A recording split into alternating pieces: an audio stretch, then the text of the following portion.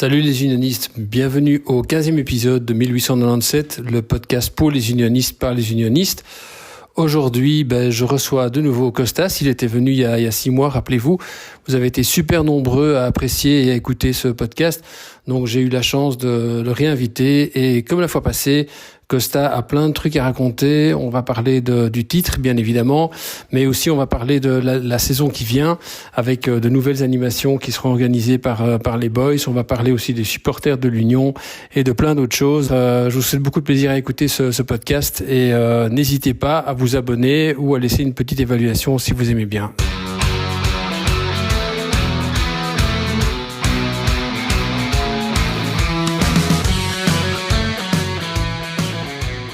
Bonjour Costa. Bonjour Bruno. Écoute, je suis très content de te réaccueillir pour une deuxième fois. On s'était vu il y a quelques mois pour un premier podcast ensemble.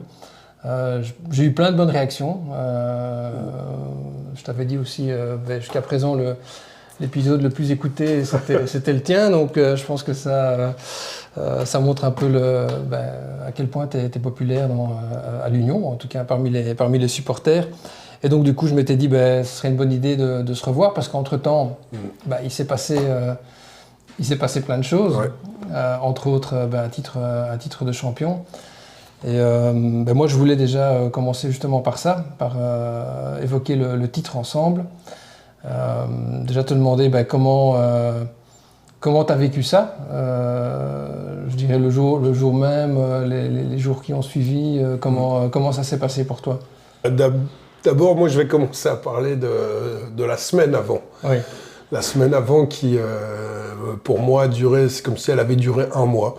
C'était vraiment très, très, très, très, très long, cette attente. En plus, on avait des choses qu'on avait en préparation avec les boys pour essayer de fêter ça et de mettre un maximum d'ambiance, quoi. Donc il y avait ce stress-là, je dirais, de l'organisation de l'animation, plus le stress de dernier match, etc. Et qu'on avait vraiment tous ce truc de il faut que ça arrive, il faut que ça arrive ce match. Et je sais que toutes les personnes avec qui je discutais, c'était à peu près les mêmes sensations. Sinon, le jour du match, c'était assez étonnamment. Moi, j'étais assez serein. Okay. J'étais assez serein parce que j'étais concentré sur certaines choses, comme je viens de dire. Plus l'organisation, en fait. Ouais, plus l'organisation. Et puis, j'étais assez serein parce qu'en fait, avec ce que j'avais vu au déplacement à Anvers, plus tout ce qu'on a vu durant les playoffs, je me suis dit, c'est pas possible. C'est pas possible qu'il nous arrive ce qui nous est arrivé il y a 2 saisons. Ça, j'en étais vraiment convaincu. Et puis, en plus, moi, j'avais eu des échos en interne, entre autres des derniers entraînements pendant la semaine, où déjà, des gens qui ont vu des entraînements, des gens qui travaillent à l'Union m'ont dit waouh, c'est incroyable, c'est les meilleurs entraînements qu'on a vus de toute la saison, aussi bien au niveau de l'intensité, de l'ambiance entre les joueurs, de la confiance qui en sortait. Et on m'a dit rien à voir avec une année avant, où avant le dernier match, il y avait de la nervosité, les joueurs étaient vraiment pas du tout sereins, etc., quoi. Donc, comme j'avais eu tous ces échos-là, je sais pas, moi je le sentais bien. Tu le sentais bien. Ouais, je le sentais très bien.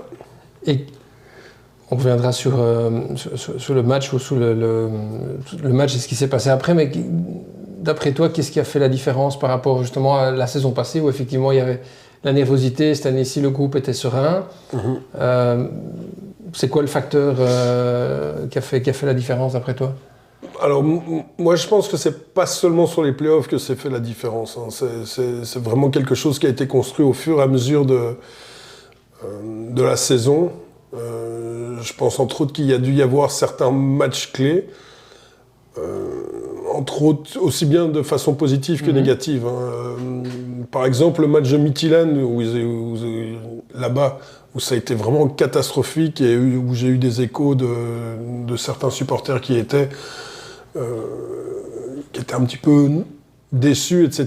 Et où il y a eu quelques échanges avec les joueurs et avec le staff pour bien leur faire comprendre, mais écoutez, on est derrière vous, donc arrêtez d'avoir peur, etc.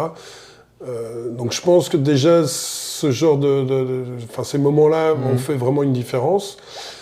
Et puis, pour moi, alors beaucoup parlent du match à l'Ajax, comme quoi ça a fait une grosse différence, etc. Mais pour moi, je pense que c'est le match à domicile en Coupe d'Europe contre Nice. Okay. Où c'était vraiment un match où il fallait absolument gagner pour continuer à avoir un petit peu d'espoir. C'était sur un terrain catastrophique, etc. Et où ils ont vraiment montré qu'ils avaient envie. Et je me souviens parfaitement la façon dont les joueurs ont fêté les buts. Franjo qui marque le premier, qui vient vraiment fêter ça devant la tribune. Même chose, si je dis pas de bêtises, c'était le deuxième, c'est... comment il s'appelle sur la gauche. Niang. Voilà, Niang, exactement. Ouais. Qui lui aussi a fait la fête comme un dingue. Et là, moi j'ai senti, je me suis dit, il y a un déclic, il y a une espèce de mentalité qui est en train de se construire. De vraiment ne rien lâcher et toujours croire jusqu'au dernier moment, parce que Nice avait marqué aussi, quoi. Donc c'était pas que le match s'est déroulé de façon tout à fait facile, etc. Ils sont vraiment allés la chercher, cette victoire. Et je pense que c'est tous ces petits matchs-là qui ont construit au fur et à mesure une espèce de sérénité et de force tranquille on est capable de renverser toutes les situations et aucun adversaire est trop fort pour nous. Ouais. Et je pense que tout ça, tous ces événements qui ont eu lieu au cours de la saison ont forgé cette force pour les playoffs. Et une dernière chose aussi que je garderai, c'est le dernier match avant les playoffs à Genk, où vraiment c'était 3-0. On a perdu 3-1, je crois. 3-1, enfin, où vraiment Genk était... 2-1, pardon. Et Genk on était vraiment en dessous. Ouais, voilà, exactement. Genk était vraiment au-dessus. Et je pense que ça aussi, ça a été pas mal, parce que ça a été un petit peu la claque pour dire, bon, bah les gars, si on veut gagner, il faut aller les chercher, chercher ces points-là. On va pas nous les donner, personne va nous les donner. Et je pense que, mine de rien, c'était une très bonne piqûre de rappel. Et même si les gens se disaient, je me souviens, suite à ce match-là, les gens disaient, mais si c'est comme ça, les playoffs vont être catastrophiques, etc. Et en fait, au final, non. Non, je pense que ça leur a construit quelque chose, une mentalité encore plus il faut rien lâcher et ce qu'on va avoir, c'est nous qui allons le gagner et pas les autres qui vont nous l'offrir, quoi. Ouais. Et donc je pense que c'est un petit peu, c'est quelque chose de global qui a fait que les playoffs se sont déroulés comme ils se sont déroulés au final, quoi. Ouais. Je sais pas si tu as déjà eu l'occasion de voir le documentaire qui a sorti DAZN en semaine. Moi, ce qui m'avait frappé dans le documentaire, c'est aussi chaque fois les interventions de Pocognoli vis-à-vis du groupe, où tu sens vraiment qu'il a... qui passe vraiment cette hargne, cette soif de gagner à toute l'équipe. Je trouvais ça vraiment impressionnant. Donc si tu ne l'as pas vu, franchement, regarde-le, c'est super impressionnant. Ouais. Mais bon, oui, c'est vrai, on sentait qu'il y avait une confiance. Mais malgré tout, le dernier match contre Gand, une fois que c'est 1-1, je ne sais pas comment toi tu t'es senti, tu n'as pas paniqué, il y a pas un moment où tu t'es dit « Ah là là, on va revoir l'hélicoptère parti ». Non, pas du tout.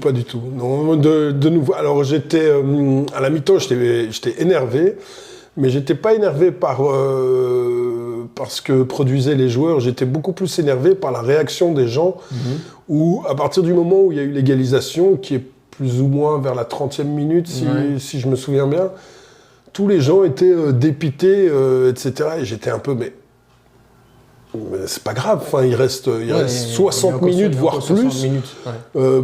Et en fait, moi, je sais qu'à la mi-temps, j'étais vraiment fâché sur le fait que les gens, au lieu de continuer à soutenir, parce que le début du match, au niveau du soutien, était vraiment très très bon, tout le monde a eu cette espèce de peur de « Ah, il va se repasser ce qui s'est passé il y a 2 ans ». Mais la différence, c'est qu'il y a 2 ans, le but égalisateur, il est arrivé à la 85e ou 86e, enfin quelque chose dans le style. Ouais. Donc là, je comprends que, t'as les jambes coupées, mais là, ça arrive à la 30e.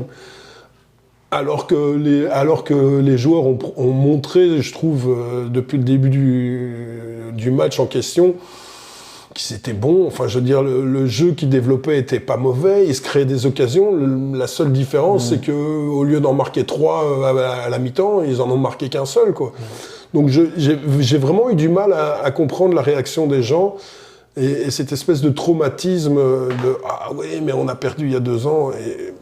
Enfin, je sais pas, moi j'étais pas du tout dans cette ambiance-là et je trouvais ça vraiment très bizarre, la réaction.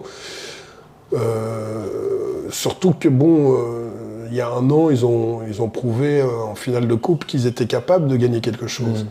Et donc en fait, le fait qu'on ait gagné cette Coupe de Belgique, je pense que c'est comme si on a cassé un plafond de verre. C'est ça, ouais, il y a eu un déclic. Voilà, exactement, un déclic où l'Union peut gagner quelque chose. Donc j'ai vraiment eu du mal à comprendre la réaction. Et moi, comme je dis, j'étais super serein sur ce match. Ouais. Assez étonnamment, j'étais serein, quoi. Ouais. Moi, je t'avoue que j'ai quand même un peu stressé. J'avais un peu peur de revoir le scénario d'il y a 2 ans. Mais à un moment donné, je trouve en deuxième mi-temps, je ne sais pas si tu te souviens, il y a eu des changements. Il y a Castro Montes qui est monté, qui tout de suite, il est monté, il a fait une action. Et là, j'ai senti, tu l'as probablement senti aussi, il y a eu tout de suite, dans le public, tu sentais que c'était reparti. Qu'il y avait à nouveau, la confiance était revenue. Ça, c'est vrai que la montée de Castro Montes, comme tu dis, première action qu'il fait, boum, dangereux. Ouais. Dangereux et il fait la différence. Il montre que voilà, je suis monté parce qu'il n'a pas énormément joué, il avait perdu sa place sur la fin de la saison, ce qui est logique vu que Khalaili a pris sa chance et il l'a super bien prise. Mais ce que j'ai bien aimé avec Castro Montes, c'est qu'il a été assez intelligent pour attendre son tour, quoi. Et quand il est monté sur le dernier match, au lieu de monter comme pourraient faire certains joueurs en râlant, en disant « Ouais, mais bon, j'ai pas joué et tout », là, il est monté en disant « Ok, là, maintenant, c'est mon moment à moi, c'est mon moment à moi de montrer que je suis là aussi et que je peux faire la différence. » Et effectivement, sa montée et la montée de Promise David aussi, qui est en même temps, les deux, directement, ils ont montré « Boum, on est là ». Et c'est vraiment ça, c'est ce qui m'a le plus plu sur la saison. Parce qu'en début de saison, on avait l'impression qu'on avait 11-12 joueurs, mais que le banc était faible. Et en fait, ils nous ont fait mentir au final.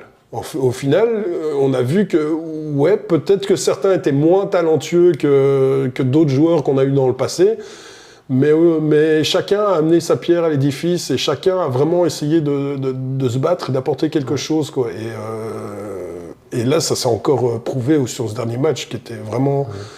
Waouh! Et puis comme tu dis, le public l'a senti et automatiquement on est reparti. Et là c'est reparti, effectivement. Et, après les goals ont suivi, quoi. Donc c'était plus un souci. Voilà.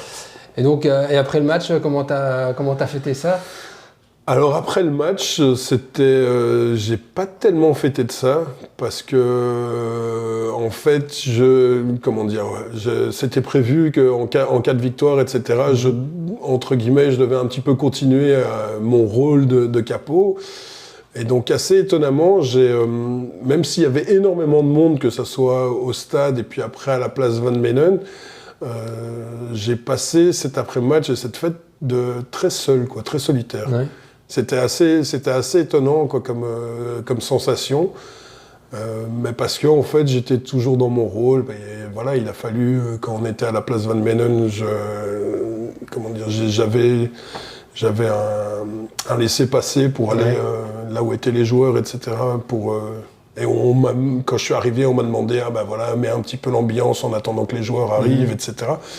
Donc j'étais encore un petit peu dans le rôle que j'ai lors d'un match. Donc j'ai pas tellement fêté. Donc t'en as pas profité comme un supporter entre guillemets, mais t'étais plus dans ton rôle de... Voilà. T'as dû rester dans ton rôle de capot pendant toute la soirée. Exactement. Ouais. Par contre, je me suis rattrapé le lendemain. Là, le lendemain, j'ai fêté. Et le lendemain, c'était marrant parce que j'ai fêté et c'était de façon vraiment complètement improvisée. Donc j'ai eu une journée qui a commencé tôt, donc maison communale. Et puis après, quand j'ai terminé à la maison communale, je suis allé chez Cantillon avec des amis. Et puis après, de là, on est allé au marché Place Van Menen, parce qu'il y a le marché le lundi soir. Et puis on a clôturé le marché. Et puis voilà. Voilà. Donc tu avais pris congé, j'imagine.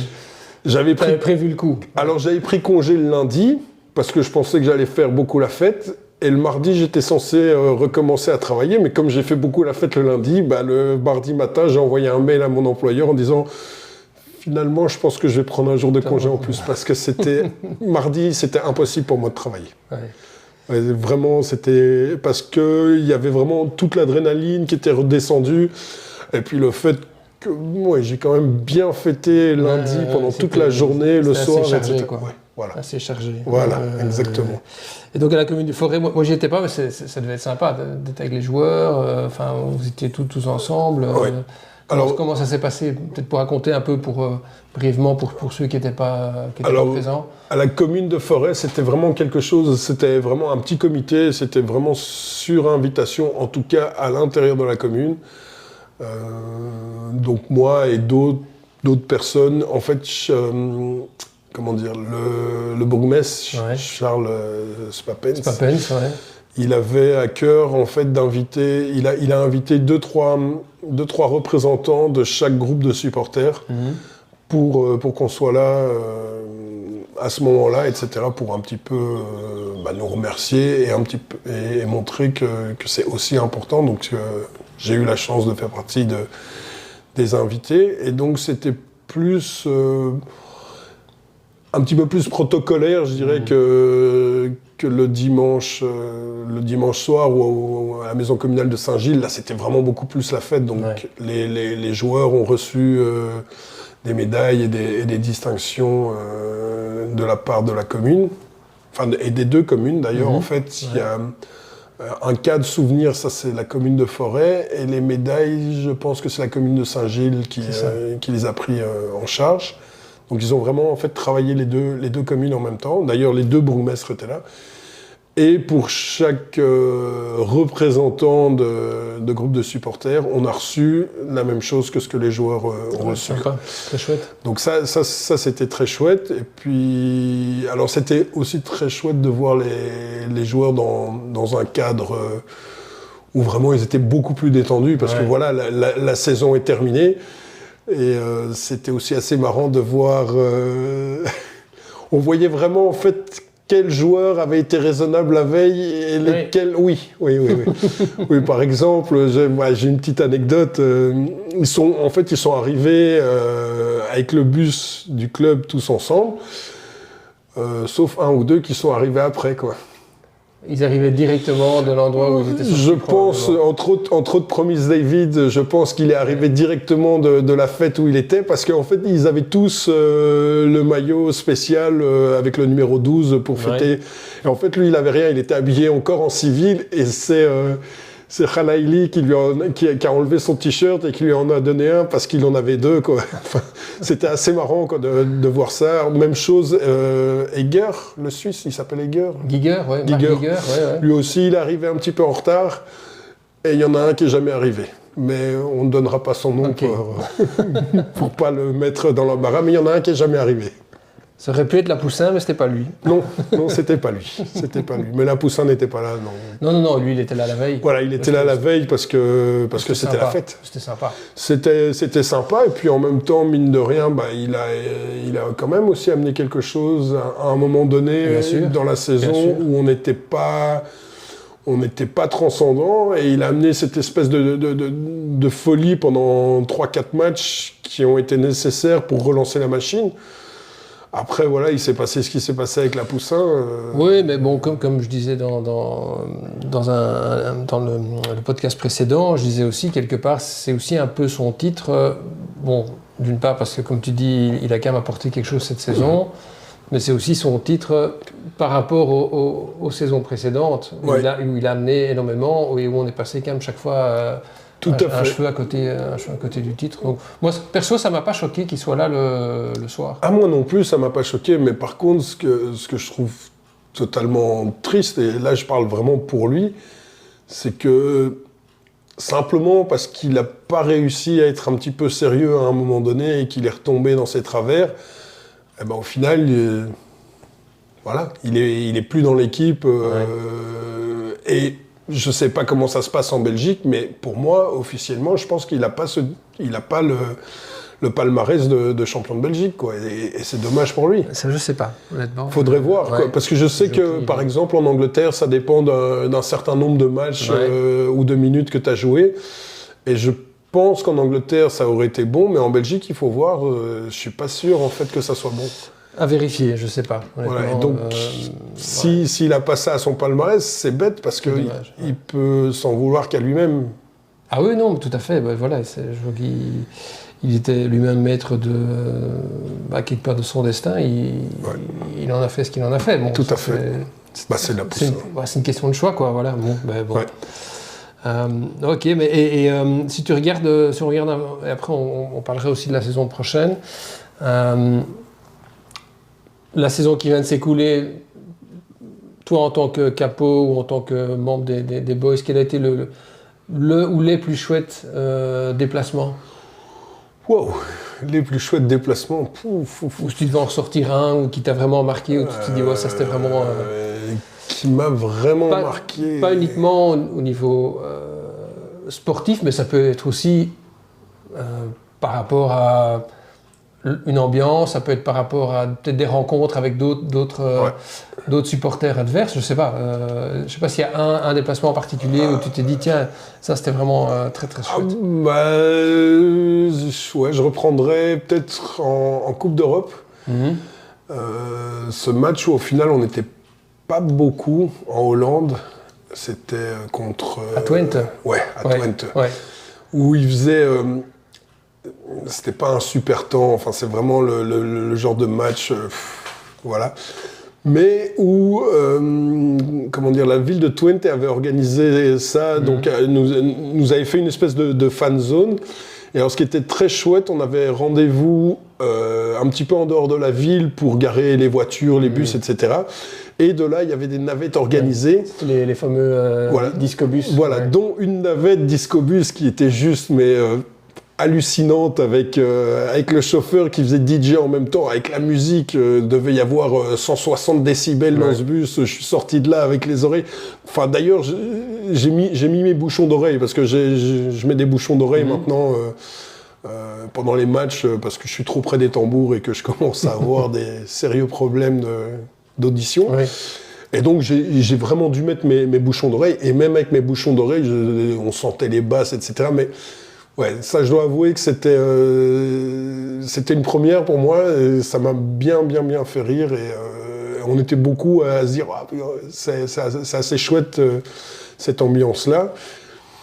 Sinon, j'aurais du mal à sortir d'autres déplacements à part cette anecdote-là. Je trouve qu'on a eu une saison assez chouette de façon générale au niveau des déplacements. Il n'y a pas vraiment eu de déplacement qui sortait du lot. Bon, en même temps, moi, j'ai pas fait l'Ajax parce que j'ai pas pu me libérer avec mon boulot. Donc, j'ai malheureusement pas fait l'Ajax, et de ce que j'ai entendu dire et de ce que j'ai vu, ça avait l'air d'être très très chouette et un petit peu... une ambiance un petit peu comme à Liverpool, ce côté où tu vas jouer dans un super stade et contre une équipe historique, etc. Donc, ne l'ayant pas vécu, j'ai du mal à dire si le déplacement était vraiment bien. Moi, j'ai eu la chance de le faire, et c'est vrai que c'est un très chouette déplacement. En tout cas, moi, il y a deux choses qui me sont restées. C'est quand on s'est tous retrouvés sur le Dam Square, dans le centre, et qu'on a été escortés jusqu'au stade, on a traversé la rue principale qui va vers la gare centrale. Et là, je me souviens qu'effectivement, les Boys avaient mis une ambiance de dingue. T'avais tous les passants qui s'arrêtaient pour filmer et tout. Enfin, c'était vraiment chouette. Et dans le stade, c'est un magnifique stade, énorme. Et avant le match, ils chantent tous avec leur petit drapeau blanc là. c'était marrant, quoi. Mais non, effectivement, je confirme, c'était un chouette déplacement et j'ai aussi l'occasion de faire des déplacements à Twente, comme toi, et je trouvais aussi les discobus et la fan zone, c'était sympa. Parce que je pense qu'à la base, c'était aussi un déplacement un peu, entre guillemets, à risque. C'était un petit peu à risque. Parce qu'il y avait eu des problèmes lors d'un match précédent, je crois, contre la Lazio. Oui, tout à fait. Et donc, c'est vrai que moi, je partais quand même en me disant, chacun fait gaffe, faut pas que ça dégénère. Et finalement, ils avaient tout bien encadré, tout bien organisé. Exactement. Et en fait, c'est ça, c'est entre autres pour ça qu'ils avaient fait ce point de rencontre, cette fan zone, pour vraiment nous dire, ici c'est pour vous. Et ce que j'ai bien aimé aussi, c'est qu'il y avait une présence policière qui était là, mais qui n'était pas oppressante. Oui, c'est vrai, on les voyait quasiment pas. On les voyait pas, mais ils étaient là. Hein. Ouais. Ils étaient vraiment là au cas où, mais il n'y avait pas de ils nous ont vraiment laissé vivre. Et en fait, et puis ce qu'il y a, c'est qu'ils ont très vite compris, les unionistes sont pas des méchants, quoi. Voilà, sont pas des méchants. Et je pense qu'au final, l'organisation qu'ils ont mis en place, c'était plus pour nous, entre guillemets, protéger nous, plutôt que de nous empêcher de nous promener en ville. En fait, ils n'avaient pas peur que nous, on fasse des dégâts dans la ville. C'était plus... Ils avaient plutôt peur que nous, on se fasse agresser par des... Je pense que dans leur état d'esprit, quand ils ont mis ça en place, c'était plus ça, quoi. Ouais. Mais au final, ça s'est bien passé. Il n'y a pas eu de... Et à l'inverse, est-ce qu'il y a eu des déplacements qui étaient vachement moins bien, ou ça s'est pas bien passé, ou tu t'es dit, non, ça c'est vraiment pas chouette, pour une raison ou pour une autre, hein, ça n'a pas spécialement été lié à des incidents, mais...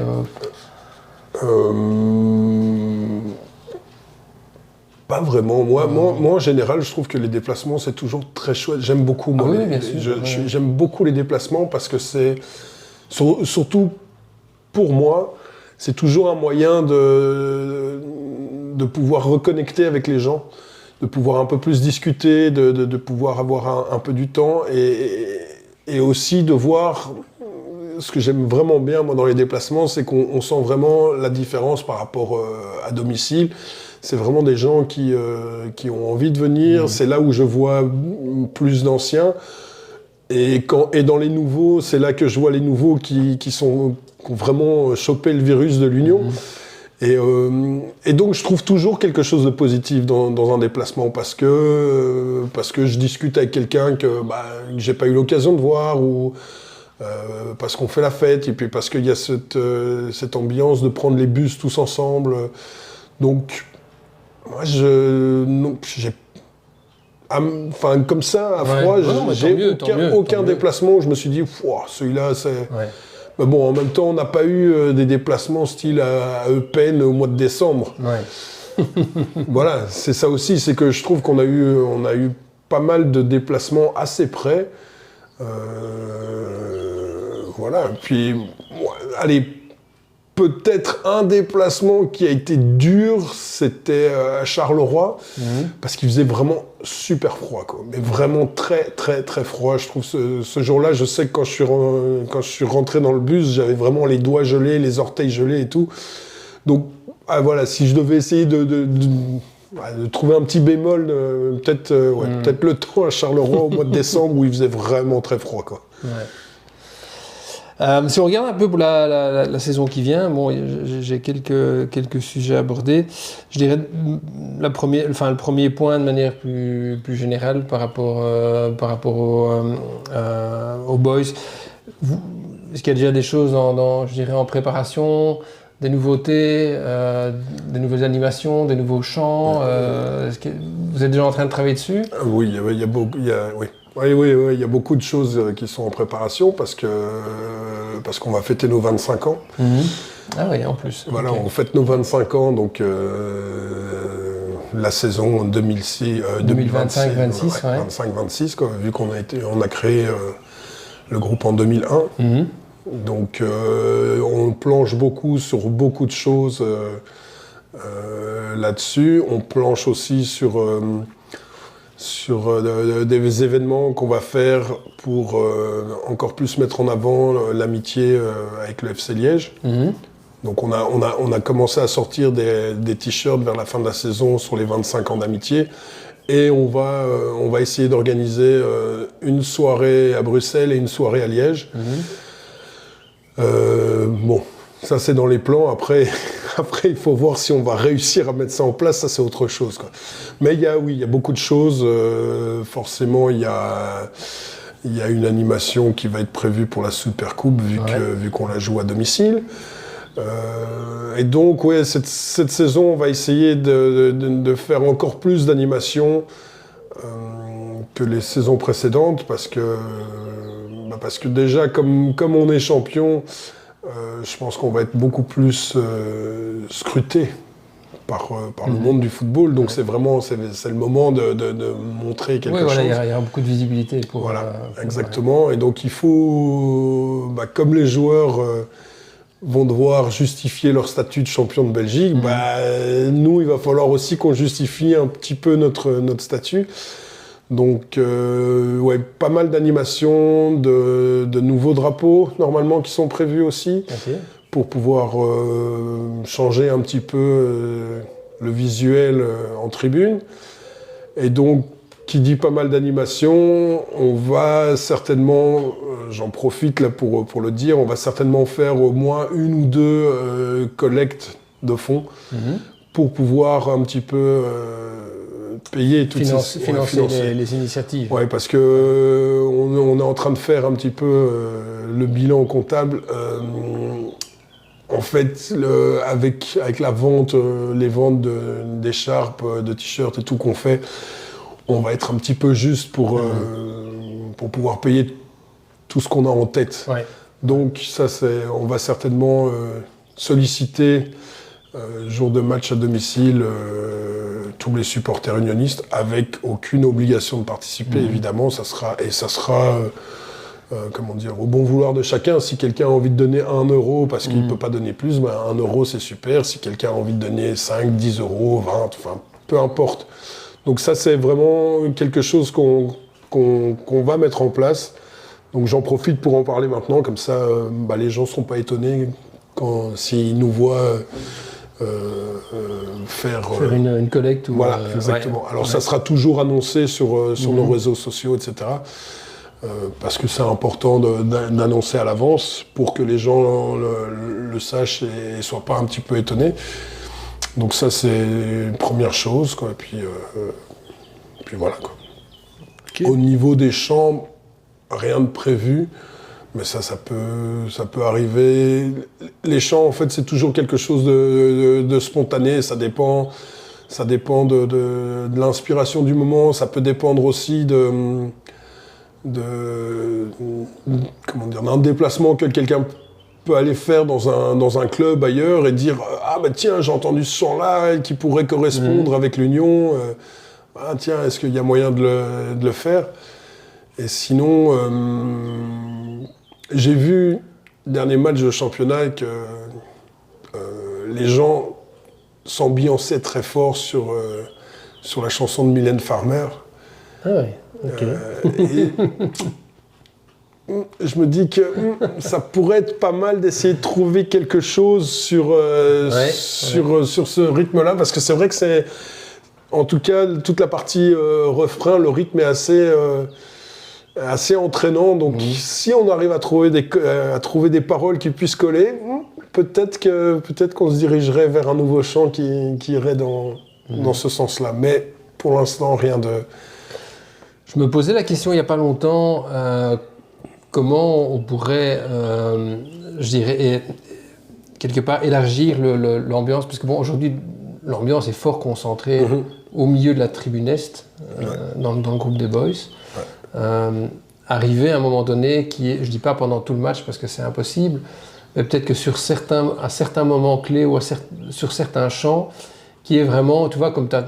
Par exemple, à Liverpool, quand tout le monde chante You Never Walk Alone, d'avoir justement un moment, une espèce de communion complète avec tout le stade. Est-ce que c'est quelque chose auquel tu réfléchis parfois? Est-ce que ça fait partie des choses où tu te dis, tiens, là, ça c'est vraiment un truc que j'aimerais réaliser et surtout comment? Alors, Moi, je trouve déjà que depuis quelques temps, je l'ai senti vraiment cette saison, il y a certains chants qui sont déjà beaucoup plus repris, entre autres en tribune nord et aussi en tribune ouest, assez étonnamment, parce que historiquement, la tribune ouest n'a jamais été très festive. Très vocale. Très vocale. Ils supportaient, mais d'une autre manière. Et là, j'ai vu sur certains chants, par exemple, ICO, les drapeaux, ça commence, certains chants où la tribune S lance quelque chose et les deux autres tribunes reprennent et répondent. Donc déjà... Ça, je confirme, parce que moi, je suis dans la tribune ouest, côté, vraiment tout au bout du côté de la tribune nord, en fait. Et c'est vrai que dans ce coin-là, ça crie déjà un peu, enfin, ça répond déjà plus que dans d'autres parties de la tribune ouest. Oui, tout à fait. Et ça se voit. Mais c'est pas encore... il y a encore beaucoup de gens qui restent inactifs. Bien sûr, mais je trouve que ça se voit et ça se ressent. Vraiment, alors déjà, visuellement, ça se voit sur certains champs. Ça se voit de là où je suis. Comme tu dis, ce côté-là de la tribune ouest qui est juste à côté de l'escalier pour ressortir, c'est ça, on sent qu'il y a un engouement qui est en train de prendre. Et donc c'est très chouette. Mais je dirais, pour pouvoir faire prendre ça, c'est un petit peu de la responsabilité de chacun. Et entre autres, je vais en profiter pour un petit peu pousser mon petit coup de gueule. Ces derniers temps, au niveau, un petit peu autour de là où on est, les boys, on a de plus en plus souvent des gens qui viennent, qui se mettent là, en se disant c'est l'endroit de l'ambiance, mais qui ne veulent pas participer, parce qu'ils sont sur autre chose, ils discutent entre eux, ils font des photos, ils filment, etc. Parce que c'est juste, ah oui, c'est en fait, bien. Ils sont spectateurs de ce qui se passe dans la tribune. Voilà. C'est ça en fait. Exactement. Ouais. Et j'aimerais bien en fait que ces personnes-là deviennent de plus en plus acteurs. Et le problème en fait, c'est que et les gens ont du mal à comprendre, c'est que là où on est, c'est vraiment le cœur. Et donc si le cœur ne chante pas assez fort, ne donne pas assez le rythme, forcément ça se liquéfie et c'est difficile. Je sais par exemple qu'il y a des gens qui sont vraiment motivés, qui sont un petit peu plus à droite ou à gauche en tribune est, qui attendent que ça... Mais ils me disent, on n'entend pas. Et c'est vrai que j'ai déjà remarqué, parce que je me suis déjà un petit peu promené en tribune pendant un match, que parfois on n'entend pas. Et c'est vraiment parce que... Donc il y a vraiment le noyau autour des boys où ça chante vraiment. Et puis après, juste autour... des gens qui chantent pas, et donc en fait ça coupe toute la vague qu'ils pourraient prendre dans toute la tribune, quoi. Et donc j'en profite, ceux qui écoutent le podcast là maintenant, s'il vous plaît, si vous venez à cet endroit-là, chantez. La tribune est bien assez grande, donc si les gens n'ont pas envie de chanter, qu'ils se mettent complètement à droite ou complètement à gauche de la tribune, mais les gens qui viennent spécifiquement se mettre à côté de nous, à côté du cœur de la tribune, chantez quoi, parce que vraiment c'est très très très énervant quoi. Et en fait, si nous on chante tous là à cet endroit-là, je pense qu'automatiquement l'ambiance sera beaucoup plus forte partout dans le stade. Et ça c'est très important en fait de se rendre compte que le tempo est donné par cet endroit-là. Et donc il faut que cet endroit-là soit au maximum de ses capacités pour pouvoir étendre l'ambiance, quoi. Surtout que tu n'as pas de toit, donc ça ne résonne pas, donc c'est encore je dirais un handicap supplémentaire par rapport à d'autres stades en fait. Bah, exactement. La preuve, c'est que quand on va en déplacement, il y a des fois on est 10 fois moins que la tribune Est. On peut être, je sais pas moi, 600 ou 500 et on fait du bruit comme si on était 2500. Ça s'entend souvent à la télé, quand tu regardes un match de l'Union en déplacement. Tout à fait. T'entends super bien les chants. Ouais. Parce que, en fait, comme tu dis, il y a le toit, il y a cette caisse de résonance, quoi. Ouais.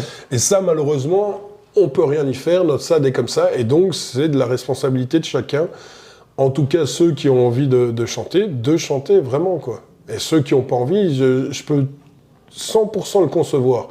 Mais alors, dans ce cas-là, tu viens pas te mettre là où il y a vraiment l'ambiance. Ça casse un peu, comme tu dis, ça casse un peu l'ambiance. Bah, ça casse l'ambiance et puis c'est aussi, je trouve, un petit peu un manque de respect envers ceux qui sont là en train de se donner.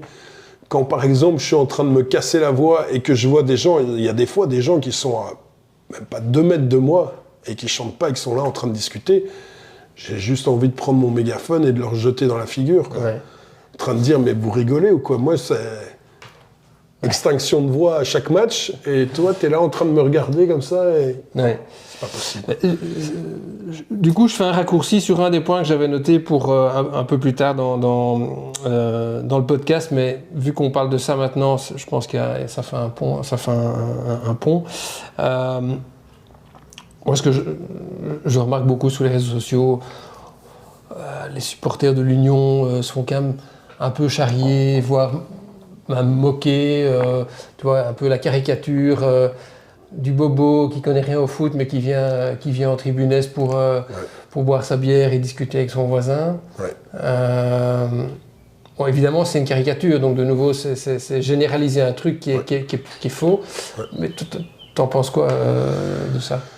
Je suis partagé, quoi, parce que d'un côté ça m'énerve très fort d'entendre ça, en particulier pour quand je pense à des gens qui sont là depuis des dizaines d'années et qui n'ont pas attendu de voir l'Union super forte, etc. pour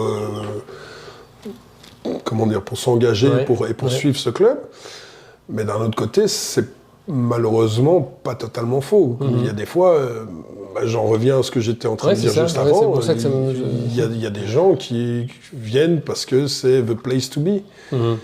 Et qui n'ont pas cette mentalité et qui comprennent pas les codes du football et d'être dans un stade et de participer.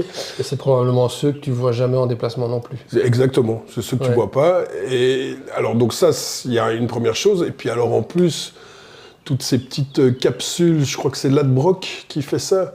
Oui. Où systématiquement c'est toujours le même style de personne. Ils vont choisir le gars qui connaît, le touriste, quoi. Voilà, exactement, le touriste qui, à la limite, ne sait pas qu'une balle de foot, c'est rond. En gros, pour schématiser. C'est à se demander s'ils n'engagent pas des acteurs, parce qu'ils trouvent chaque fois le spécimen. Oui, tout à fait. Et ça m'énerve particulièrement, parce qu'en fait... ça renforce un peu cette image. Ça renforce complètement cette image, quoi. Et c'est vrai que quand on ne connaît pas l'Union, qu'on n'est jamais venu à l'Union, et que la seule image qu'on a des supporters de l'Union, c'est ces petites capsules, évidemment que tu vas te dire, c'est tous des crétins à l'Union, et puis faire aussi le raccourci de « Ah, mais regarde, avant, ils étaient 2000, et là, maintenant, ils sont 8000 ». Je peux tout à fait comprendre que ça se fasse, cette espèce de lien entre c'est tous des bobos qui n'y connaissent rien, et le fait que des supporters de la Victoire... Oui, c'est renforcé justement par ce genre de vidéos, et donc du coup, quelqu'un qui, comme tu dis, qui ne vient jamais à l'Union, c'est l'image qu'il va avoir d'un supporter de l'Union. Exactement, et ça me chagrine aussi, quoi, que Ladbrokes rentre dans ce truc de... il y a une caricature de l'Union, des supporters de l'Union, on va encore grossir le trait, encore plus, quoi. Ça fait des likes, ça fait des likes, ça fait des clics, et malheureusement, c'est exactement ça, quoi. C'est ça, quoi. Et je reviens aussi sur les supporters de la Victoire, là, quand j'entends ça, j'ai envie de dire aux supporters des équipes adverses qui disent ça, mais c'est valable pour tous les clubs. Enfin, je veux dire, quand Anderlecht dominait outrageusement le football en Belgique, combien il y avait de supporters de la Victoire aussi, qu'on voyait des gens qui habitaient à Arlon et qui étaient supporters d'Anderlecht, et qui n'avaient jamais mis les pieds au stade, etc. Donc c'est logique en fait qu'il y ait des supporters de la Victoire, et il y en aura toujours. Et le jour où l'équipe ira moins bien, forcément, ce genre de personnes viendront peut-être moins. Et ça sera peut-être pas plus mal pour nous au final, quoi. Mais voilà, c'est comme ça, il faut l'accepter, quoi.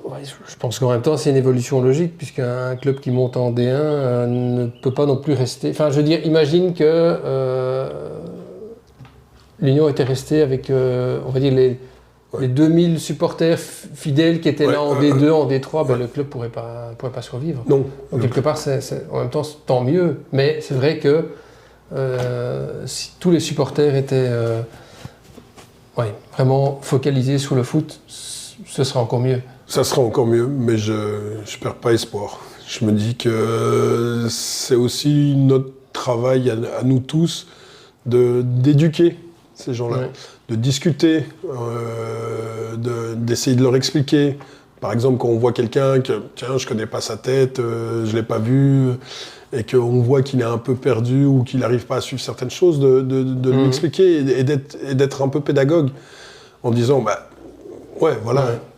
En même temps, parfois, c'est dommage parce que quand je vois aussi sur les réactions sur les réseaux, le nombre ou même dans les gens que je connais bien, le nombre de gens qui sont vraiment des vrais supporters de foot et qui pleurent pour avoir un abonnement à l'Union, et qu'à côté de ça, tu as quand même, on va pas généraliser, mais tu as quand même un certain nombre de personnes qui sont là parce que, comme tu dis, c'est le place to be, alors qu'en fait, tu pourrais avoir des vrais supporters de foot à la place. Oui, bien sûr. Et qui vont probablement faire plus de bruit, qui vont probablement chanter, etc. Ouais, 100% d'accord avec toi. Ça ne changera pas demain, mais c'est comme tu dis, au fur et à mesure, en éduquant, et peut-être qu'à un moment, il y aura un déclic qui va se faire chez certaines personnes et qui vont se dire,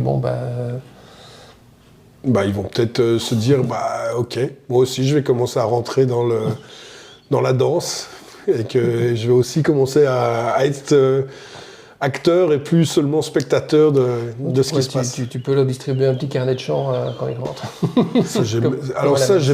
Ça, c'est déjà quelque chose que certaines personnes avaient dit. Personnellement, moi, je suis vraiment pas pour, quoi. Je trouve que les chansons sont vraiment pas très compliquées. Non, c'est pas compliqué. C'est basique. Si tu vas à 2-3 matchs, tu les connais. Hein. Je connais même des gens, premier match qui viennent, mais des gens qui sont déjà allés dans des tribunes. Je parle plus d'amis qui sont supporters d'un club, que ce soit à l'étranger ou quoi, qui viennent et après 15 minutes, c'est bon, ils chantent comme tout le monde, quoi. Je prends l'exemple de mes neveux, quand ils viennent de Grèce, ça leur est arrivé cette saison de venir voir 2-3 matchs, à l'extérieur à chaque fois d'ailleurs. Il leur a pas fallu 10 minutes pour comprendre et chanter, quoi.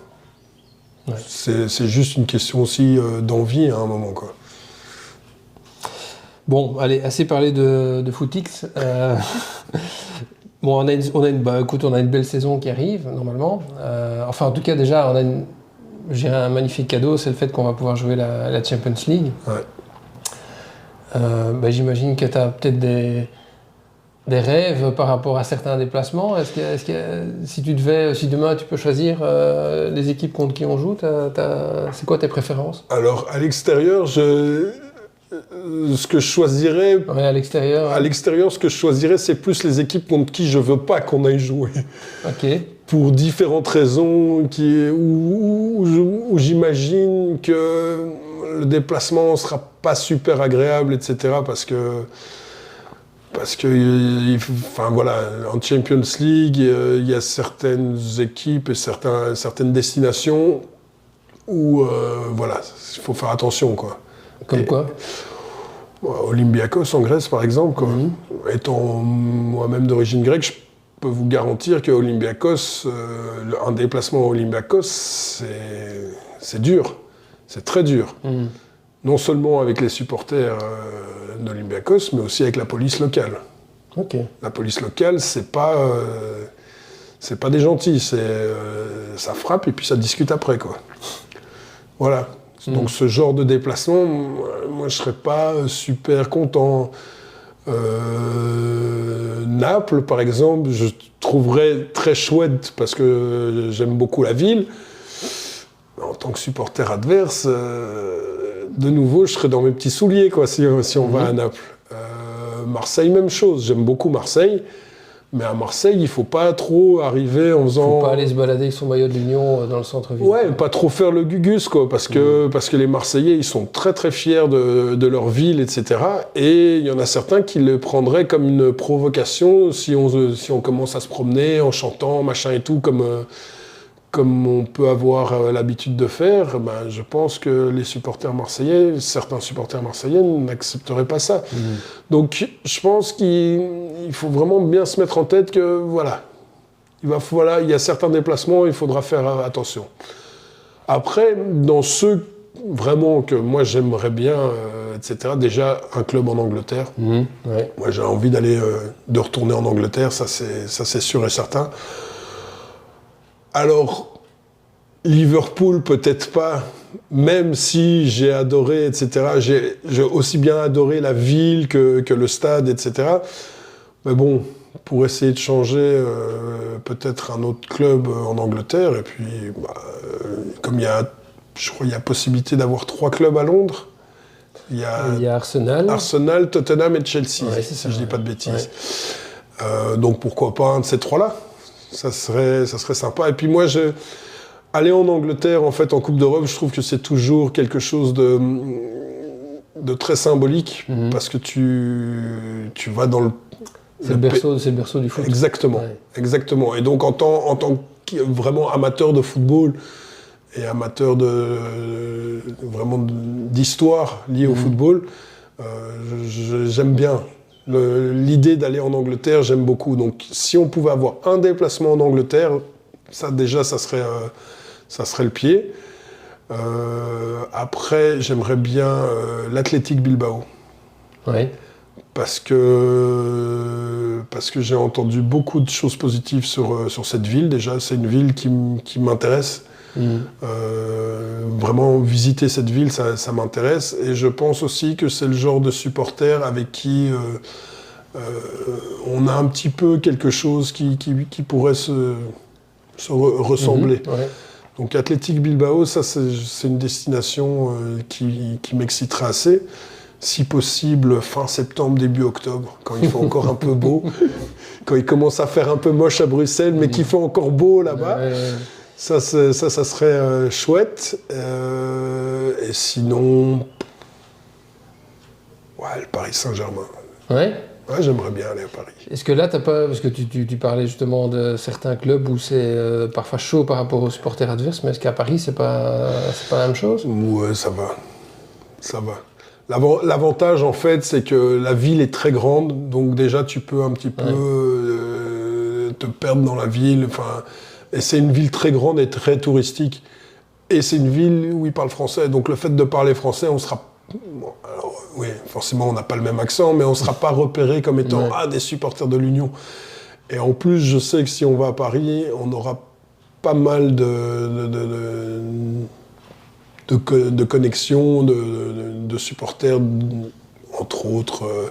Je sais que les Lensois, je pense qu'ils viendraient avec nous. Je pense qu'il y aurait aussi des gars du Red Star Paris qui seraient assez motivés. Donc ça pourrait être aussi une chouette façon un petit peu de voir d'autres gens. Donc Paris, j'aimerais bien. Et puis en plus, c'est un stade... Je suis déjà allé faire des matchs dans ce stade en tant que supporter adverse. Et c'est vraiment un stade qui résonne le foot, qui sent le foot, quoi. J'aime beaucoup ce stade. Même si c'est un stade des années 70, il est encore, je trouve, d'une modernité assez incroyable. Il a une acoustique inimaginable. Franchement, Paris, j'aimerais bien. Et puis, quand même, quoi, pour une première en Champions League, aller jouer chez le dernier vainqueur de la Champions League, ça peut être intéressant. Ouais. Pour un point de vue sportif, ça risque d'être un petit peu chaud. Ça risque. Mais on ne sait jamais. De toute façon, voilà, la plupart des matchs, faut pas se leurrer. Presque tous les matchs vont être compliqués cette année en Champions League. Faut pas se leurrer. C'est quand même encore un autre niveau que l'Europa League ou que la conférence. Je pense que voilà. Ça va être dur. Intéressant. Tu parlais de... Enfin, je fais un petit détour, mais tu parlais de Lens et du Red Star. Ce sont des clubs où il y a des connexions entre groupes d'ultra. Alors avec l'Union. Avec Lens, oui. Oui, de plus en plus, c'est en train de se faire, en particulier avec un de leurs groupes de supporters, quoi, qui viennent. Ils sont déjà venus plusieurs fois, que ça soit dernier match de championnat, il y avait une délégation qui était là. Ils sont venus en Coupe d'Europe avec nous, que ça soit à l'extérieur ou à domicile. Il y a des gens de chez nous qui sont déjà allés voir des matchs avec eux en championnat de France, que ça soit à l'extérieur et à domicile également. Et c'est quelque chose qui est en train de grandir. Donc là, il y a, alors peut-être pas encore vraiment une amitié officielle déclarée comme c'est le cas avec Cercle et le FC Liège, mais je pense que ça prend cette direction-là. Au niveau du Red Star Paris, là, c'est plus des amitiés entre personnes. C'est ça. Donc moi, par exemple, j'ai pas mal de contacts avec des gens au Red Star, mais ça, c'est moi en tant que personne. À titre personnel. À titre personnel, et puis parce que je trouve qu'il y a beaucoup de points communs historiques entre leur club, entre le Red Star et l'Union. Déjà, rien que l'année de création, 1897, rien que ça, déjà, c'est un club assez populaire de Paris. Et multiculturel aussi. Multiculturel, et avec beaucoup de générations différentes, donc avec des anciens et des très jeunes et des motivés. Donc, moi, c'est vraiment la première fois que je suis allé voir un match à Boer. C'est vraiment une des choses qui m'a marqué, j'avais vraiment l'impression de vivre ce qu'on peut vivre à l'Union, sauf que tu es à Paris. Ouais. C'est vraiment, et c'est marquant parce que leur stade, c'est aussi un petit peu le même style de stade, c'est-à-dire un stade au milieu des logements, des maisons, et où en fait, tu n'as pas l'impression qu'il y a un stade, et d'un seul coup, tu prends un stade dans le visage, avec... oui, il y a beaucoup de ressemblances. Il y a beaucoup de points communs. Donc, mais c'est plus, voilà, ça c'est pas vraiment une amitié officielle, et ça sera jamais une amitié officielle. Ça, j'en suis persuadé, mais c'est plus des amitiés personnelles avec des gars du Red Star qui viennent voir des matchs en tant que, sans s'afficher supporters du Red Star, mais il y en a qui viennent cette saison, il y en a encore qui sont passés. Et même chose, moi par exemple, je sais, je suis abonné au Red Star, quoi. Ah oui. Je suis abonné au Red Star, j'ai fait aucun match la saison dernière, mais mon abonnement, en fait, je le laisse au groupe de supporters du Red Star, parce qu'en fait, ils ont le même problème qu'à l'Union. Ouais. C'est-à-dire qu'ils ont un stade qui est relativement petit au niveau des capacités, encore plus en ce moment, parce qu'ils sont en travaux, et donc en fait, il n'y a qu'une seule tribune qui est accessible pour l'instant. Et donc, ils ont du mal à trouver des places. Donc, moi, ce que je fais, pour être sûr d'avoir toujours une place, je prends un abonnement et je laisse mon abonnement au groupe de supporters qui gère le deal, en fait, c'est juste que le jour où tu veux y aller, voilà, moi, j'ai ma place d'office. Et le jour où je veux y aller, si j'arrive avec 2-3 personnes avec moi, ils doivent me trouver des places pour les 2-3 personnes qui viennent avec moi. Ça, c'est un petit peu le deal. Ouais, c'est un bon deal. Ouais. C'est un bon deal. Un bon deal, puis en plus, en fait, leurs abonnements sont vraiment hyper démocratiques. Ouais. Moins cher qu'à l'Union ? Oui. Ah ouais. La saison dernière, si je dis pas de bêtises, pour toute la saison, je crois que c'était 75 €. Quelque chose dans le style. C'est rien du tout. Rien du tout. Donc même si je suis pas allé, j'ai payé 75 €. Et ça a profité à un gars du groupe de supporters qui n'a pas d'abonnement, qui est dans le même, qui n'arrive pas à avoir d'abonnement parce que c'est sold out. Et cette personne-là en profite et peut rentrer au stade. Donc voilà quoi. Très bien. Cool.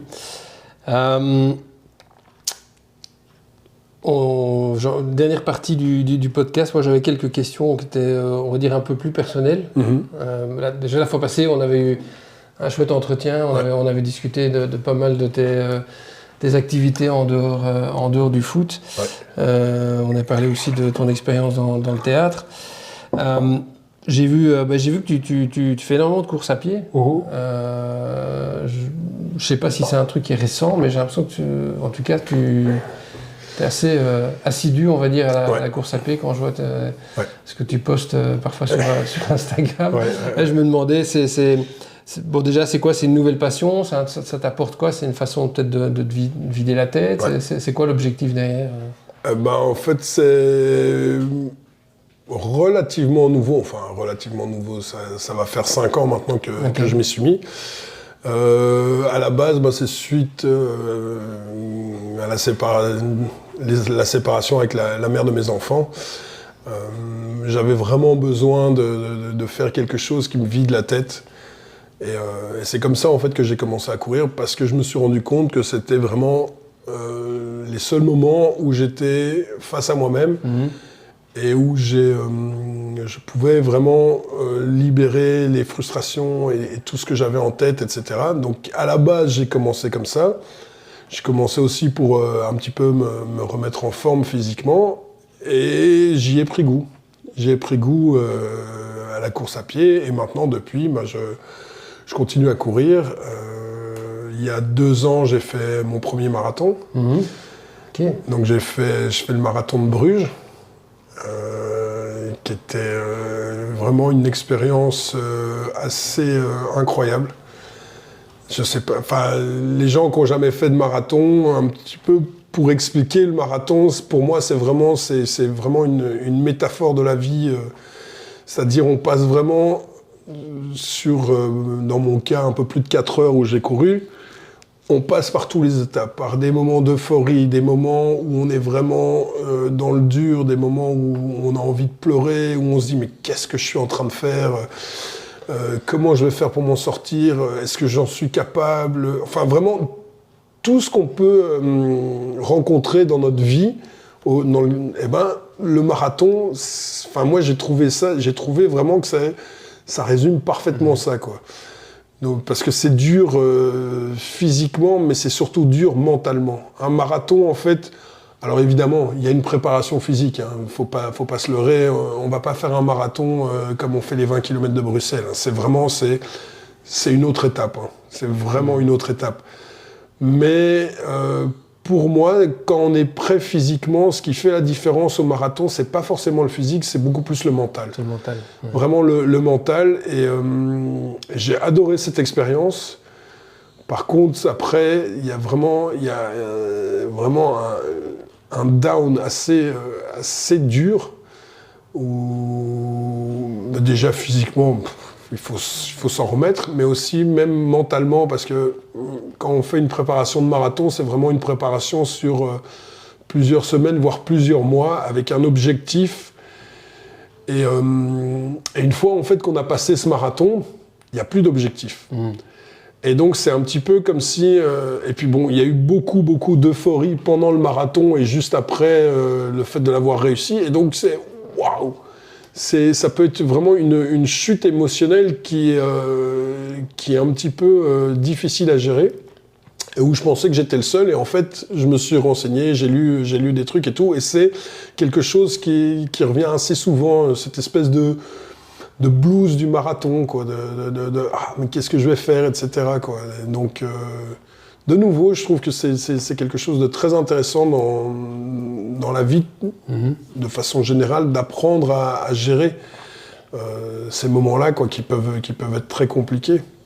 Donc ça c'était mon marathon. Et alors maintenant aussi, ce que je fais de plus en plus, quand je fais des courses, j'essaye de faire des courses avec un but.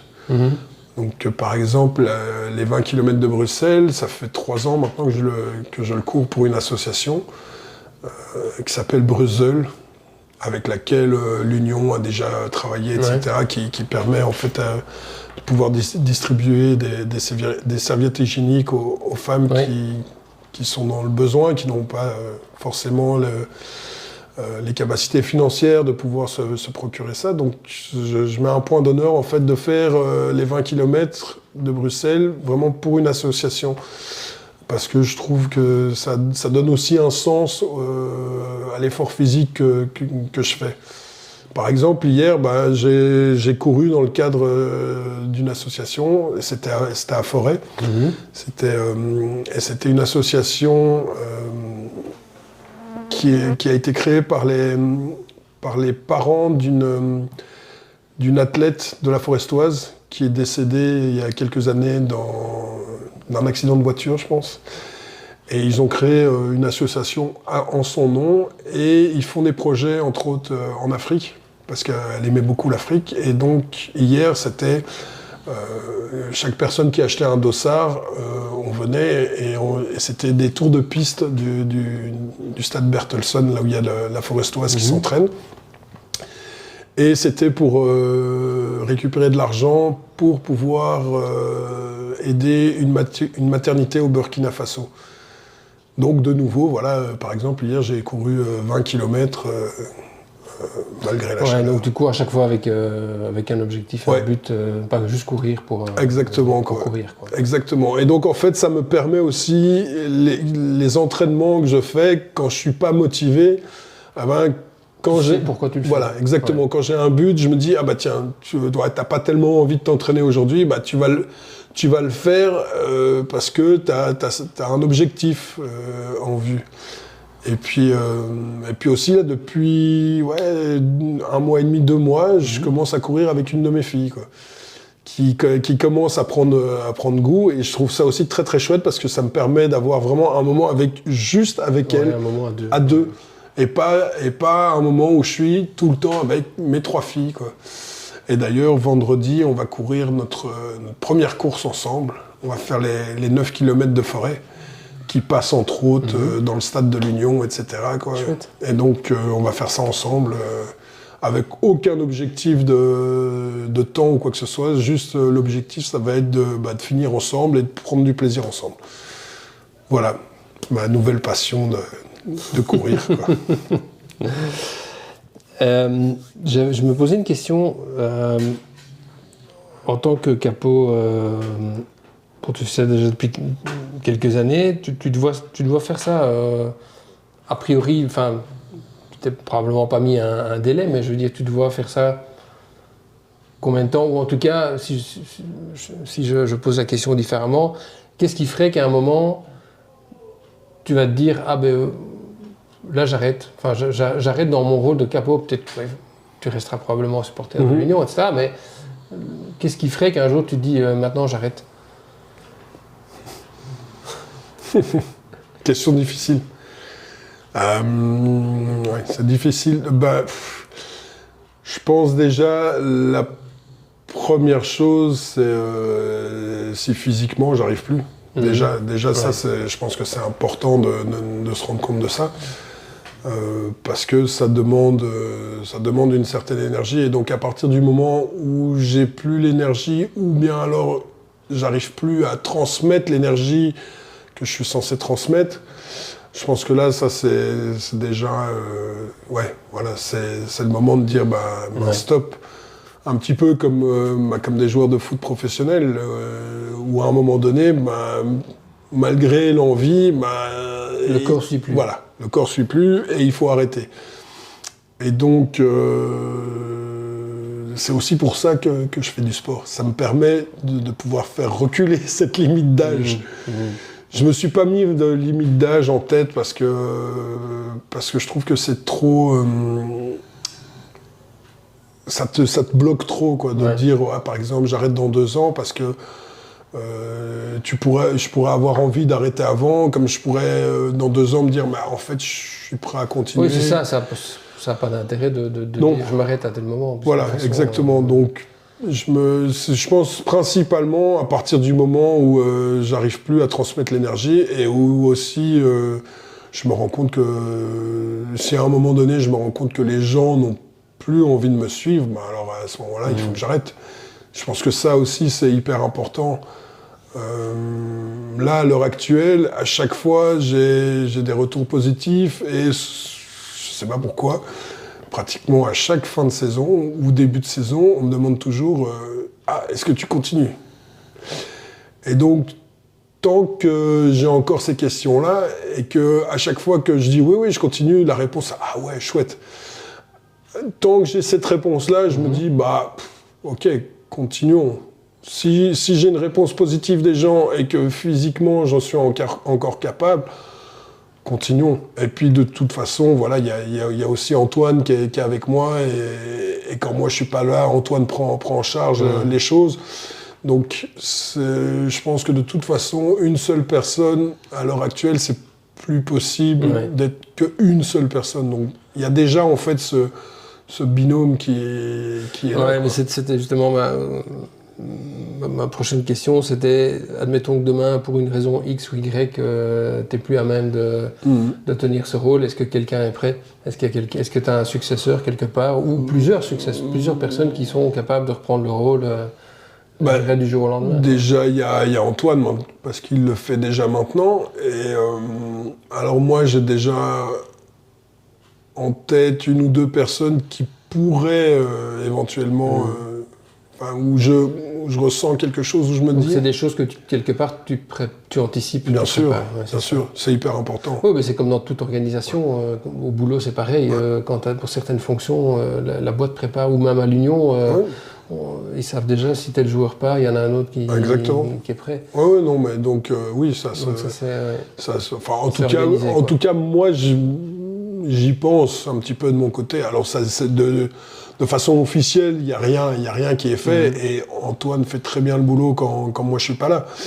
Mais oui, il faudra aussi y penser, parce que si moi j'arrête dans quelques années, mine de rien, Antoine aussi sera plus tout jeune, donc peut-être qu'il faudra, dans la génération en dessous, avoir déjà quelqu'un d'autre qui puisse commencer un petit peu à se mettre à côté d'Antoine, et en fait ainsi de suite, essayer de faire toujours ce roulement où il y a toujours une personne principale et un autre à côté. C'est un petit peu ce qui s'est passé avec moi. En fait, à la base, il y avait Dylan qui était la personne principale et moi j'étais à côté, et quand Dylan a arrêté, moi j'étais prêt pour reprendre. Et donc là maintenant il y a Antoine, et je sais que quand je suis pas là, il fait ça très bien, et que si je dois arrêter, voilà, ça sera lui de façon assez naturelle. Et je pense que c'est vraiment important d'avoir toujours une ou deux personnes en plus. Il y en a certains que j'aimerais bien, ou que je verrais bien, mais qui n'ont pas cette volonté-là, malheureusement. Parce que voilà, c'est aussi important de se dire qu'il faut que la personne ait vraiment cette volonté de le faire, parce que ça demande de l'investissement, ça demande vraiment d'y croire. Oui, c'est un fameux investissement, tant en temps qu'en énergie. En argent. En argent aussi. En argent aussi, parce que ça veut dire, à partir de ce moment-là, ça veut dire que tu peux pratiquement pas rater le match. Donc, si tu peux pas rater le match, ça veut dire payer tes déplacements, etc., etc. Alors, il y en a certains, ils le font déjà, donc ça changerait rien. Mais voilà, c'est aussi quelque chose à tenir en compte que, par exemple, s'il y a un mariage, un anniversaire ou quoi, qui tombe un jour où il y a un match de Lyon, s'il y a personne d'autre qui est là, ta responsabilité, comme tu t'es engagé dans ça, ta responsabilité, c'est d'aller au match. Tout le monde ne peut pas accepter ça. Et souvent, c'est plus les conjoints qui n'acceptent pas ça. Voilà, moi j'ai l'avantage, je ne dois plus négocier avec quelqu'un, donc ça c'est mon avantage. J'ai une dernière question, de nouveau, question que je me posais, parce que voilà, tu m'avais dit tu m'avais parlé de ton boulot, donc je sais où tu travailles. J'imagine que c'est un boulot, c'est au bureau, avec des collègues, etc. Je me disais, tiens, est-ce que quand toi t'arrives, déjà de 1, j'imagine que tout le monde sait, est-ce que tout le monde sait est-ce que tes collègues savent que tu es capot à l'Union, et 2, c'est quoi la réaction quand tu arrives le lundi matin, ils te disent quoi à la machine à café, comment ça se passe? Alors Ou c'est un truc que tu gardes plutôt discret, mais en même temps, tu es devenu quelque part une figure publique, donc je pense qu'ils le savent. Alors, pendant tout un temps, je l'ai énormément caché, parce que je voulais pas que les gens le sachent et tout, et il y avait que 2-3 collègues qui le savaient, en général des gens qui aiment le foot et qui suivent le foot, et voilà, qui qui savaient déjà, mais c'était des gens qui savaient déjà avant que l'Union explose que j'étais supporter de l'Union. Et puis il y en a qui l'ont découvert cette année. Entre autres... à la télé ou... ouais. Entre autres, mes chefs, quoi. Et voilà, donc... Et c'était quoi leur réaction ? Alors, leur réaction, c'est assez positif, parce que comme l'Union a une image positive, automatiquement, j'ai pas, les réactions sont pas négatives. Par contre, voilà, maintenant, quand le lundi matin, je suis un peu moins en forme et tout, je peux plus cacher pourquoi je suis moins en forme, quoi. Ouais. Donc il y a des petites anecdotes comme ça, quoi. Mais alors ce qui est assez marrant, c'est que donc dans ces nouveaux collègues, enfin pas des nouveaux collègues, mais des nouvelles personnes qui ont appris ce que je faisais, c'est entre autres avec le film qui avait été tourné pour la RTBF, où ils nous suivaient. Oui, le film il a été tourné il y a 2-3 ans. Ouais, voilà, exactement.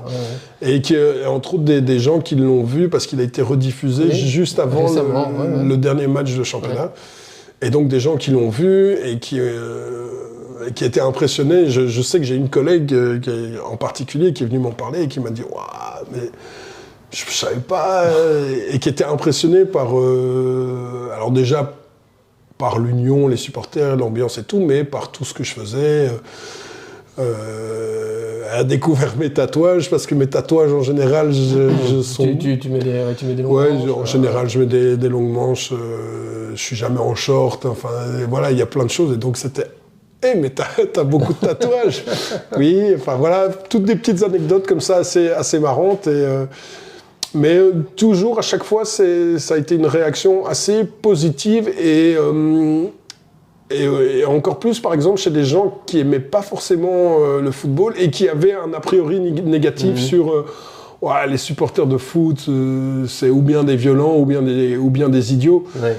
Et en fait, vu qu'ils me côtoient dans le cadre du boulot et qui savent que voilà, je suis quelqu'un de pas complètement stupide, et que je sais parfaitement me comporter en société, ça change aussi leur vision, et je trouve que c'est aussi intéressant de pouvoir changer cette vision qu'ont les gens parfois des supporters de football.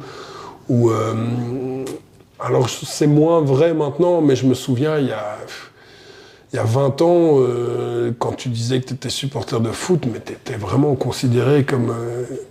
Enfin, moi, j'ai vécu beaucoup ça, parce que je suis passionné de foot depuis tout jeune, mais je l'ai vraiment vécu beaucoup, ce truc de se dire, ouais, mais bon, supporters de foot, ils ont 2 neurones. Ouais.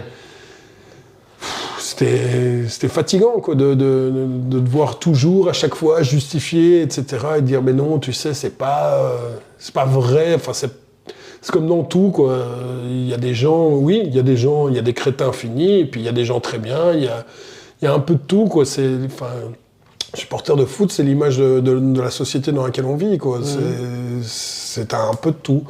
Et donc, le fait de pouvoir un petit peu faire changer les gens sur la façon dont ils voient les choses, c'est très chouette. Alors maintenant, forcément, la question qu'on me pose souvent, c'est bon, on a envie de venir voir des matchs à l'Union, est-ce que tu peux nous trouver des places ?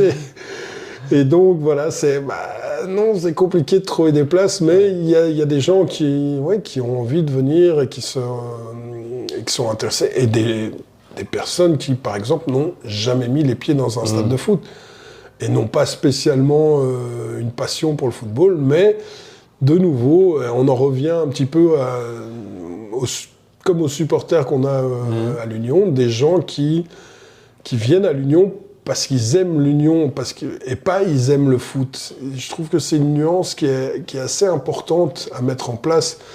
Il y a des gens qui aiment cette philosophie, cette ambiance qu'on peut retrouver chez nous, quoi. Et donc, j'ai effectivement certains collègues, et en général c'est des femmes, qui disent « Ah tiens, je viendrais bien voir des matchs à l'Union, quoi ». Et donc, de nouveau, moi, quand j'entends ça, de nouveau, je suis assez fier, quoi, de me dire que, voilà, il y a des femmes qui veulent venir à l'Union et elles disent pas « Je vais venir avec mon mari ou quoi, hein ».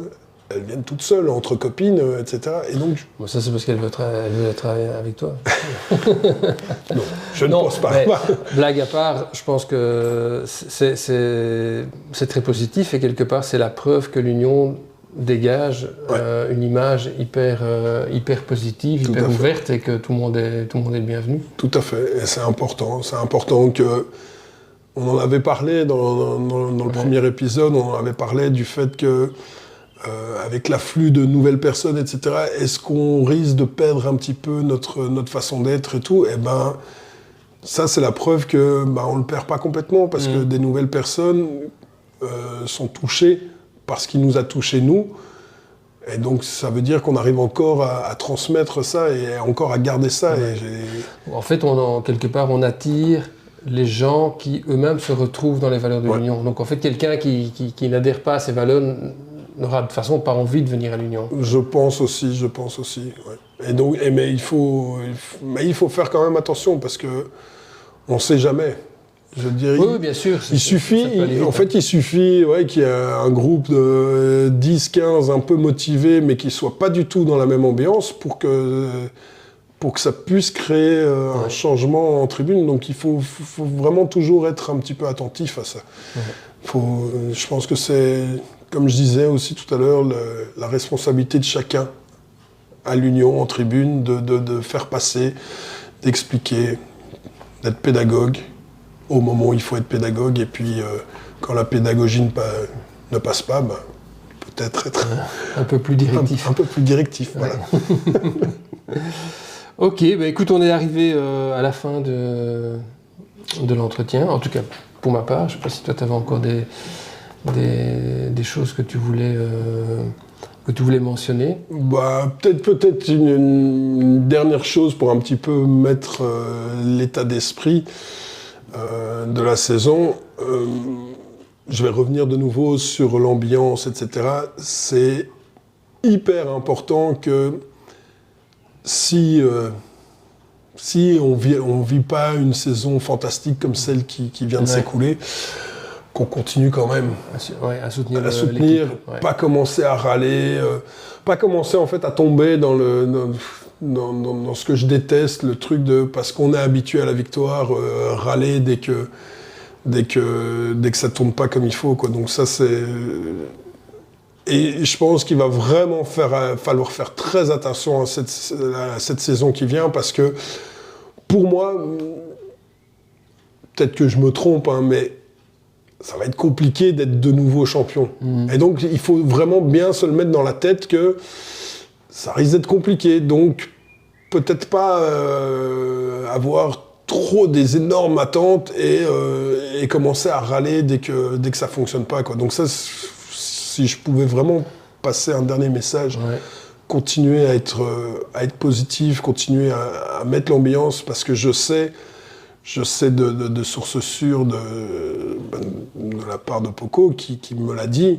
Il m'a dit, votre soutien et la façon dont vous êtes nous a vachement aidé et a vraiment aidé les joueurs. Et il me l'a dit. Enfin, vraiment, on a eu un entretien à la maison communale, etc. Enfin, je veux dire, voilà. Et il m'a dit, déjà à l'époque, à la maison communale, il me disait, moi je reste, quoi. Donc ça a été confirmé. Mais il m'a dit, je reste, mais je sais que je vais être viré.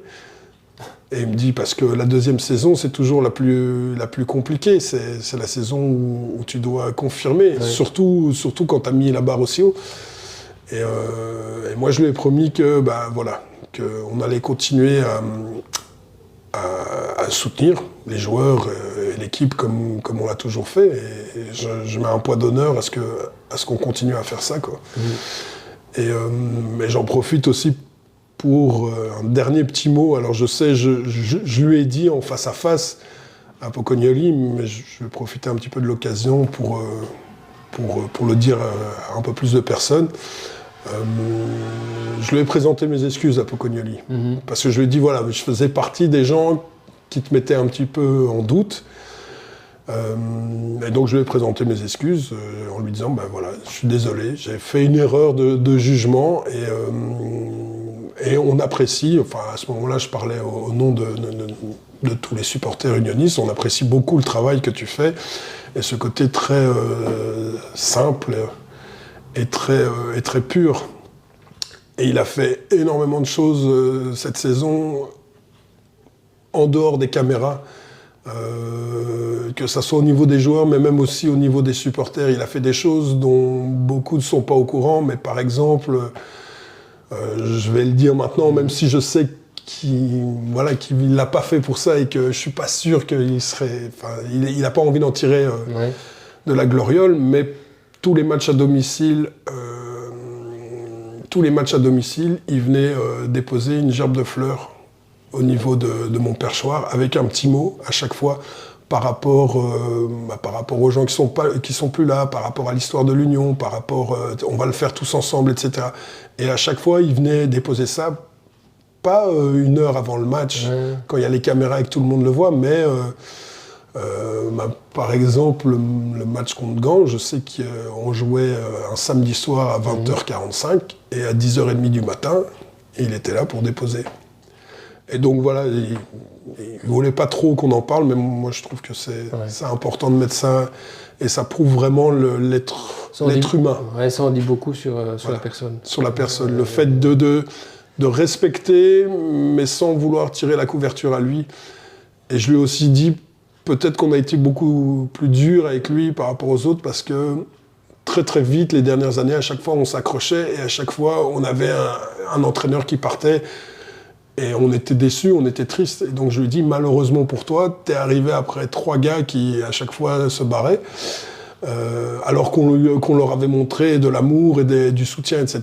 Et en fait, je pense que c'est aussi ça qui fait qu'on a eu du mal à vraiment montrer notre enthousiasme. Mais je pense que la saison qui va venir, ça va être différent, quoi. Ça va être vraiment différent, et je pense que vraiment ça va être important de soutenir. Ouais, de soutenir quoi qu'il arrive, même si ça va moins bien. Voilà. Ok. Bah écoute, merci beaucoup, et merci d'être resté dans cette chaleur. Je sais pas combien il fait, mais là, il doit faire au moins 35 degrés. Enfin bon, voilà, tu es habitué en Grèce. Voilà, exactement. Ok, merci beaucoup, Costa. Je t'en prie. Merci à toi, Bruno.